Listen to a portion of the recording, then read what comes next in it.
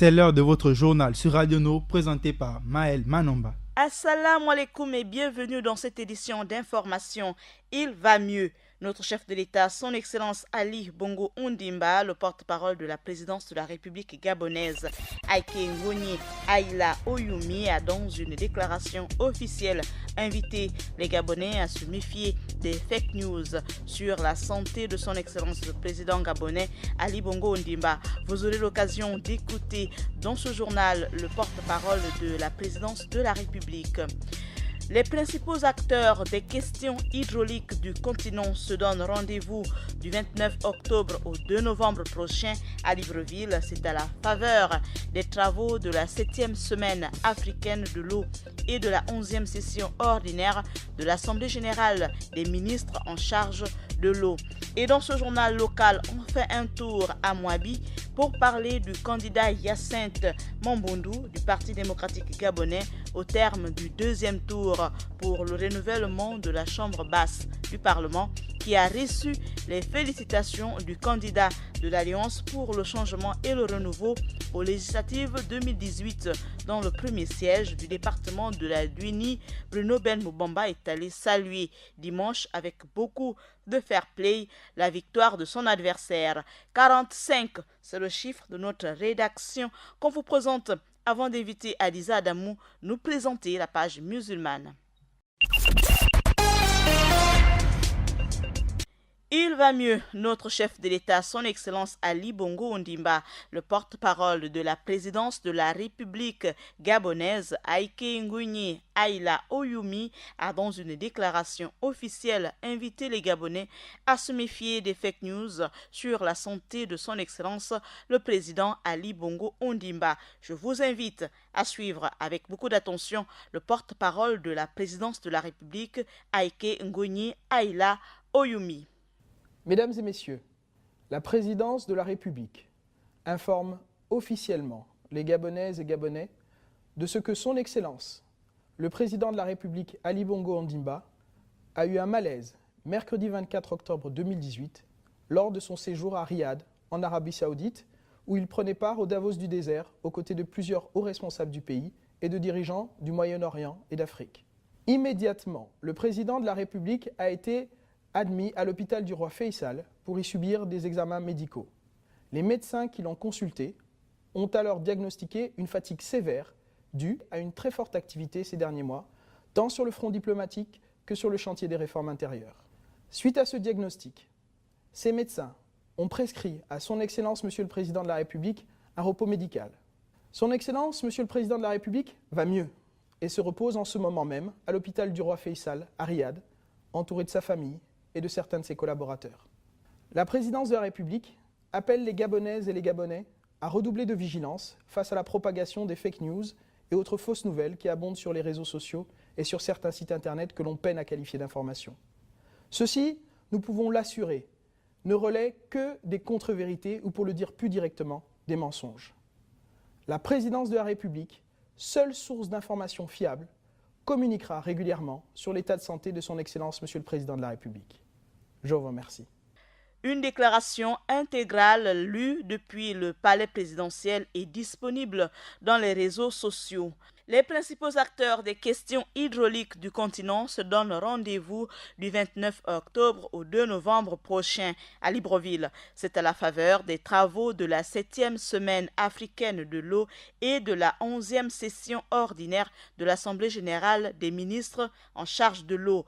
Pour le ministre gabonais de l'eau et de l'énergie, Patrick Oyogo Edzan, hôte de cette double rencontre, je cite, « Ce conclave de haut niveau et de portée internationale qui se tient pour la toute première fois en Afrique centrale traduit la problématique qui suscite les enjeux hydriques à travers le continent. » Fin de citation. Lesquels enjeux, poursuit-il, qui amènent les États à rechercher collectivement des solutions idoines à ces questions liées à l'approvisionnement en eau ainsi qu'à l'assainissement conformément au 6e objectif du développement durable, les ODD, à l'horizon 2030. 2030. Rappelons que le 6e ODD vise à garantir l'accès de tous à l'eau et à l'assainissement et à assurer une gestion durable des ressources en eau, notamment en surface et dans les parties souterraines. Pour l'atteinte de ces objectifs, la communauté africaine se retrouve tous les 2 ans pour l'analyse, l'évaluation et le suivi des indicateurs de cet ODD pour, in fine, parvenir à une croissance durable.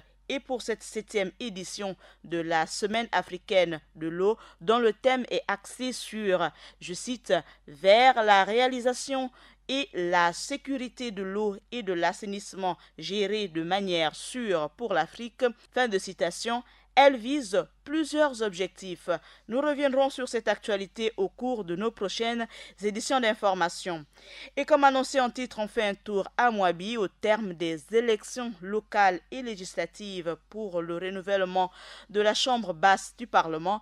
Le 2e tour a opposé Hyacinthe Mambundu Mundiru du Parti démocratique gabonais au candidat de l'ACR, l'opposant modéré Bruno Ben Moubamba, perdant de ce duel, qui a su reconnaître sa défaite en allant reconnaître la victoire de son adversaire.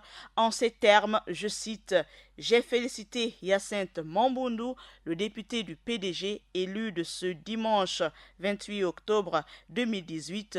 Je lui ai souhaité bonne chance pour le bien du territoire de Mouabi et du Gabon », fin de citation, ainsi mentionné sur la page Facebook de Bruno Ben Moubamba, en ajoutant qu'il n'y aura pas de recours devant la Cour constitutionnelle. Et pour le chiffre de notre rédaction, c'est bien 45.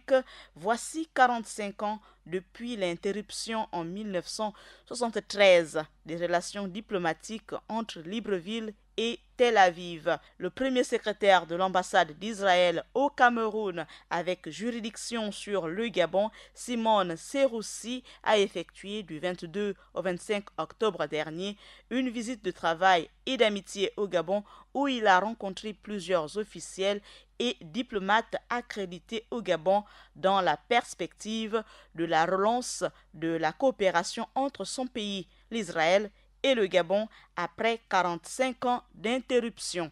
Nous invitons à présent Adiza Damou nous présenter la page musulmane. Assalamu alaikum Adiza. Wa alaikum salam Maël. Dans la page musulmane du jour, on parle en Algérie du président Abdelaziz Bouteflika, candidat à l'élection présidentielle prévue en 2019. Au Yémen, on parle de 8 millions de personnes qui souffrent de faim. Et pour finir, on parle de Moudaoui Ibrahim au sommet des droits humains qui s'est tenu samedi dernier à Paris. On ouvre cette page musulmane en Algérie avec Abdelaziz Bouteflika, candidat en 2019, selon le chef du FLN. Le candidat du FLN en 2019, c'est Abdelaziz Bouteflika, a affirmé ce dimanche le secrétaire général du parti majoritaire et historique du pays, Jamel Ould Abbès, qui s'exprimait devant le Parlement algérien à l'occasion de l'investiture du nouveau chef du groupe FLN à l'Assemblée. Le président Bouteflika, au pouvoir depuis 1999, briguerait donc un 5e mandat. Jamel Ould Abbès, secrétaire général du FNL, parti de la majorité algérienne, était face aux députés de son parti ce dimanche pour l'investiture du nouveau chef de groupe parlementaire. Dans son discours, il a déclaré qu'au sein du FLN, le candidat en 2019, c'est Abdelaziz Bouteflika. Rappelons que depuis des mois, Jamel Ould Abbès répète qu'il considère que le bilan d'Abdelaziz Bouteflika est très positif et que malgré ses problèmes de santé, c'est bien lui qui gouverne le pays et qu'il souhaite que le président soit encore candidat. L'actualité dans le monde musulman, c'est au Yémen où 8 millions de personnes souffrent de la famine. Au Yémen, Maël, des dizaines de civils ont été tués par des frappes mercredi dernier dans la province d'Oudeïda selon les Nations Unies. Les affrontements autour du port d'Oudeïda entre loyalistes et rebelles ont repris depuis plus d'un mois après l'échec des pourparlers annoncés par les Nations Unies en début septembre. En plus des 10 000 morts causés par le conflit depuis mars 2015, les Nations Unies dénoncent la pire crise humanitaire au monde. En effet, au Yémen, après 3 ans de conflit, la situation civile est une catastrophe pour le porte-parole du Programme alimentaire mondial. La situation sécuritaire dans la région de Oudeïda est très mauvaise et amène tant de personnes aujourd'hui à avoir faim. Mercredi dernier, des dizaines de civils ont été tués dans des bombardements dans le port d'Oudeïda, site stratégique car point d'entrée pour l'aide humanitaire. Le porte-parole du Programme alimentaire mondial se désole d'avoir un stock de céréales à 15 km d'Oudeïda mais ne peut y accéder. Triste situation qui empêche de sauver des vies supplémentaires. Et on ferme cette page musulmane avec le sommet des droits humains à Paris qui met en honneur Moudaoui Ibrahim, activiste au Soudan. Durant 3 jours, 150 militants se réunissent à Paris pour participer au sommet mondial des droits humains, un rendez-vous qui vise à dresser un bilan de l'environnement dans lequel travaillent les défenseurs des droits de l'homme. C'est aussi un lieu d'échange pour évoquer les obstacles du moment, dénigrement et diffamation, retrécissement des espaces de la société civile, exemple au Soudan où l'activiste Madawi Ibrahim a été emprisonné plusieurs fois dans l'exercice de ses fonctions. Et malgré l'intimidation et cette pression permanente, Madawi Ibrahim diversifie ses combats.